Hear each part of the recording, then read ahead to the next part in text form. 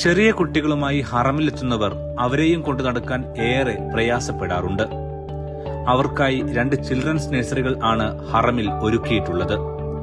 മസ്ജിദുൽ ഹറമിലെ 3ാം എക്സ്പാൻഷൻ നടക്കുന്ന ഭാഗത്തുള്ള ഹറം എമർജൻസി ഹോസ്പിറ്റലിന്റെ തൊട്ടടുത്ത് നിന്ന് എസ്കലേറ്റർ കയറിയാൽ ഫസ്റ്റ് ഫ്ലോറിലാണ് കുട്ടികൾക്കുള്ള വിപുലമായ സൗകര്യങ്ങൾ ഒരുക്കിയിട്ടുള്ളത്.